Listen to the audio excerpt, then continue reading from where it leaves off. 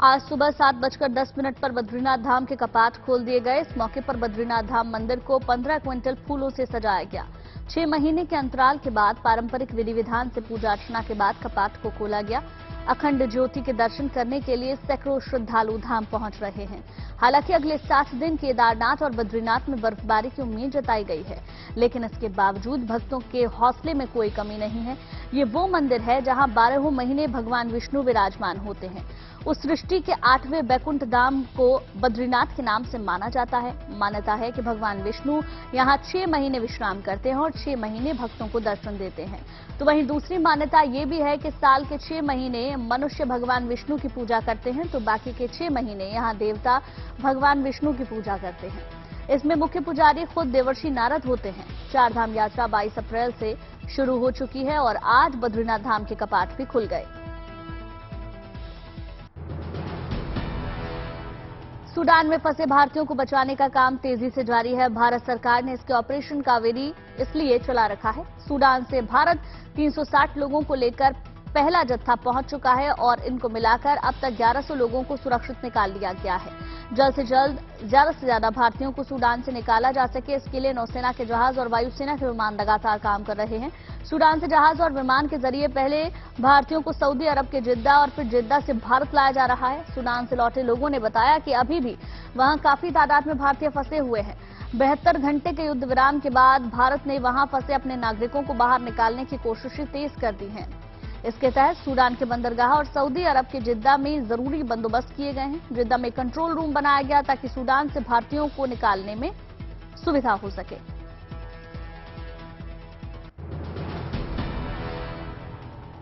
प्रधानमंत्री मोदी के मन की बात कार्यक्रम की लोकप्रियता और कामयाबी का उत्सव मनाने के लिए विज्ञान भवन में इस खास कार्यक्रम का आयोजन किया गया।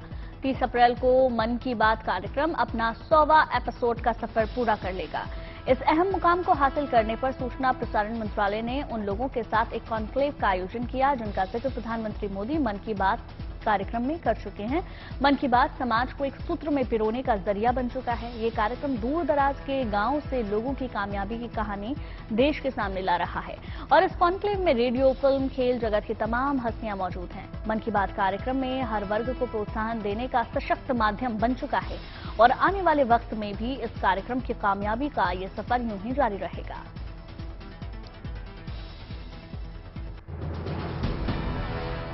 केंद्र शासित प्रदेश लद्दाख के G20 का युवा शिखर सम्मेलन का आयोजन हो रहा है। 30 देशों के युवा प्रतिनिधि 26 से 28 अप्रैल तक लेह में युवाओं की समस्या पर मंथन कर रहे हैं। लद्दाख के लिए G20 बैठक की मेजबानी करना गर्व की बात मानी जा रही है। 28 अप्रैल को विभिन्न देशों के प्रतिनिधियों को धार्मिक, ऐतिहासिक और सांस्कृतिक स्थलों सहित विभिन्न स्थानों पर भी ले जाया जाएगा। इसके बाद प्रतिनिधि 29 अप्रैल को नई दिल्ली लौट जाएंगे। लद्दाख को केंद्र शासित प्रदेश बनाने के बाद पहली बार यहां राष्ट्रीय बैठक चल रही है। इसके लिए लेह के मुख्य बाजार, सड़कों और महत्वपूर्ण धार्मिक और ऐतिहासिक स्थानों के सौंदर्यीकरण किया गया है। लद्दाख की अनूठी संस्कृति और विरासत को प्रदर्शित किया जा रहा है। इसके बाद श्रीनगर में भी G20 का पर्यटन को लेकर बैठक होनी है। आपको बता दें कि चीन ने लद्दाख और श्रीनगर में G20 की बैठक को लेकर ऐतराज जताया था। तो 26 से 28 अप्रैल तक ये सम्मेलन चलने वाला है। 30 से ज्यादा देशों के प्रतिनिधि G20 की इस बैठक में शामिल होंगे। देश की सुरक्षा में जुटे हिंद के जवानों को महफूज रखने के लिए अचूक सुरक्षा कवच बनाया गया है। चंडीगढ़ में ये बुलेट प्रूफ हेलमेट AK-47 जैसे घातक बंदूकों की गोली रोकने में भी सक्षम है। इन बैलिस्टिक ब्लूटूथ हेलमेट को एडवांस कॉम्बैट हेलमेट भी कहा जाता है। दुश्मनों पर पैनी नजर बनाए रखने के लिए इनमें नाइट विजन कैमरे और दूरबीन भी लगी है। सेना में तैनात सिख सैनिकों के लिए MKU कंपनी ने एक खास हेलमेट भी तैयार किया है।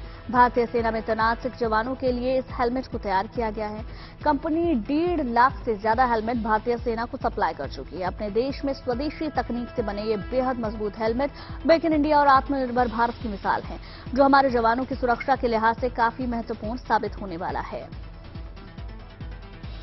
तो जवानों के लिए बुलेट प्रूफ हेलमेट तैयार है, जो कि AK-47 जैसी पिस्टल से भी सुरक्षा करने में सक्षम है और बड़ी बात यह है कि स्वदेशी तकनीक से इन्हें तैयार किया गया है।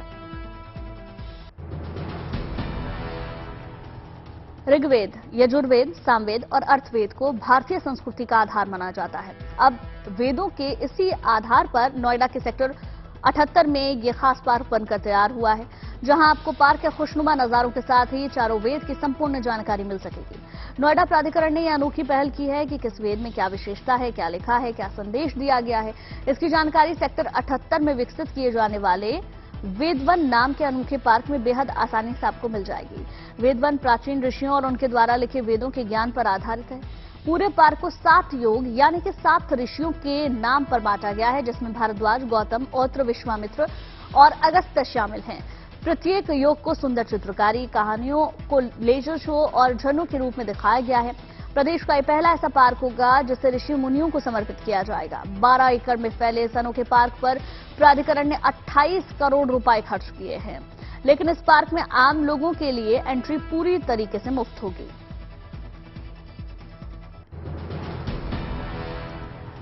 जर्मनी के बर्लिन में जून में स्पेशल ओलंपिक होने वाले हैं। उनकी तैयारियों के लिए स्पेशल ओलंपियन अपनी कमर कस चुके हैं।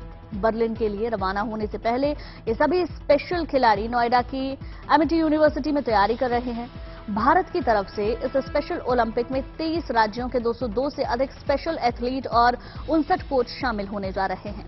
इस स्पेशल ओलंपिक में 15 इवेंट्स में भारत के खिलाड़ी हिस्सा लेंगे। इनमें फुटबॉल, बास्केटबॉल, हैंडबॉल, एथलेटिक्स और साइकिलिंग, पावर लिफ्टिंग के अलावा कई और गेम्स भी शामिल हैं। भारत स्पेशल ओलंपिक में 1987 से हिस्सा ले रहा है।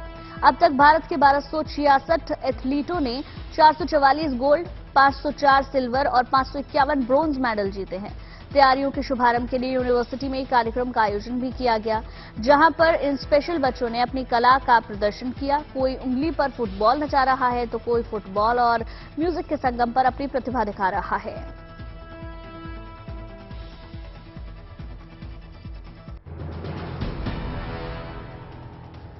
महाराष्ट्र की प्रीतिशा साहा ने no caste no religion certificate के लिए एक एप्लीकेशन दी है। मतलब प्रीतिशा अपनी जाति और धर्म को अपनी पहचान का हिस्सा बनाना नहीं चाहती। प्रीतिशा का कहना है कि धर्म और जाति के नाम पर देश में बहुत नफरत फैल चुकी है। ये बाबा साहब अंबेडकर का सपना था कि लोग अपने धर्म और जाति से परे सोचना शुरू करें, इसलिए मैंने एक कदम उठाया ताकि लोग एक दूसरे को उसकी जाति और धर्म के हिसाब से नहीं बल्कि सिर्फ इंसानियत की नजर से देखें। प्रीतिशा बताती हैं कि ये कदम आसान नहीं था, लेकिन इसमें उनके माता पिता ने उनकी पूरी मदद की और कहा कि अगर तुम्हें ये सही लगता है तो तुम जरूर करो। प्रीतिशा पेशे से वकील हैं और उन्होंने ठाना है कि अगर उन्हें ये सर्टिफिकेट नहीं मिलता तो वो हाईकोर्ट का दरवाजा खटखटाने से भी परहेज नहीं करेंगी। तो प्रीतिशा ने नो कास्ट सर्टिफिकेट की मांग रखी है। उनका ये कहना है कि बाबा साहब अंबेडकर का ये विजन था कि लोग जाति धर्म से ऊपर सोचें और उसी को ध्यान में रखते हुए मैं ये कदम उठाना चाहती हूं। जैसे जैसे पारा बढ़ता जा रहा है, सूरज की तपिश आग बरसाती जा रही है, वैसे वैसे मिट्टी के इन बर्तनों की डिमांड भी बढ़ रही है। गर्मी की वजह से बाजार में मटके, सुराही और घड़ों की मांग बढ़ी है। सिर्फ घड़ों की ही डिमांड में इजाफा नहीं हुआ, बल्कि मिट्टी के दूसरे बर्तन भी लोग खरीद रहे हैं, इस्तेमाल कर रहे हैं और कुदरत के इस अनमोल खजाने का लाभ उठा रहे हैं। घड़े, सुराही या मटके के पानी का सोंधा सा स्वाद हर किसी को भाता है। बदलते वक्त के साथ लोगों की डिमांड और पसंद में भी बदलाव आ रहा है। एक वक्त था जब लोग अक्सर गर्मियों के मौसम में फ्रिज का पानी ही पसंद करते थे, लेकिन अब आम लोगों का रुझान मिट्टी के बर्तनों की तरफ लौट रहा है। आयुर्वेद के मुताबिक मिट्टी के बर्तनों में रखा पानी गुणकारी होता है। यह कुदरती तौर पर शुद्ध तो होता ही है और कम से कम 2 दिन तक ताजा भी रहता है। अब ऐसे मौसम में अगर आपको ताजगी का एहसास करना है तो ये देसी फ्रिज किसी वरदान से कम नहीं है और इसीलिए कहीं न कहीं इसकी डिमांड भी बढ़ रही है। घड़े, सुराही और मटके लोग खरीदते हुए जगह जगह पर नजर आ रहे हैं। बीएमसी यानी कि बृहत मुंबई महानगर पालिका को देश का सबसे धनवान नगर पालिका माना जाता है। उसका बजट भी ज्यादा होता है, इसलिए लोगों के प्रति उसकी जिम्मेदारियां भी काफी होती हैं। बीएमसी जनसेवा के लिए कई नई योजनाएं लाती रहती है, जिसमें कई योजनाएं अनोखी तो होती ही हैं, पर्यावरण के लिए भी लाभदायक होती हैं। बीएमसी ने अब ऐसी ही एक योजना शुरू की है, जिसके तहत मुंबई के कुछ बीएमसी स्कूलों में सब्जी उगाई जा रही है। इसमें बच्चों को तो शामिल किया ही जा रहा है, उनके पेरेंट्स को भी इसकी जानकारी दी जा रही है। बच्चों को खेतीबाड़ी के बारे में भी उनका ज्ञानवर्धन हो सके। फिलहाल इस योजना को पायलट प्रोजेक्ट के तौर पर बीएमसी के माटुंगा और चेंबूर के स्कूल में शुरू किया गया, लेकिन आगे चलकर इसे 250 स्कूलों में शुरू करने की योजना है। इस योजना को लेकर बीएमसी को लगता है कि बच्चों में कृषि को लेकर जानकारी तो होगी ही, इस खेती से पैदा हुए उत्पादों को स्कूलों में बच्चों को दिए जा रहे मिड डे मील में भी शामिल किया जाएगा। बीएमसी के इस प्रोजेक्ट को लेकर काफी लोग खुश हैं, काफी इसे सराहा जा रहा है।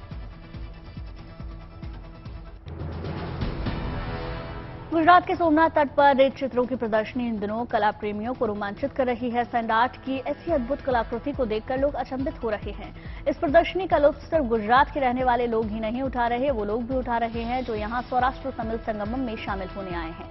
कहीं पर नटराज का अद्भुत शिल्प कला प्रेमियों को मंत्रमुग्ध कर रहा है, तो कहीं पर सौराष्ट्र तमिल संगम दो राज्यों की संस्कृतियों के जुड़ाव को प्रदर्शित कर रहा है। 10 दिवसीय सौराष्ट्र तमिल संगम में 3000 से ज्यादा सौराष्ट्रियन तमिल एक विशेष ट्रेन से सोमनाथ आए। कल यानी बुधवार को इसका समापन हो गया, लेकिन इस कार्यक्रम के तहत सैंड आर्ट की प्रदर्शनी कला के कद्रदानों के दिलों पर अपनी अमिट छाप छोड़ती रही।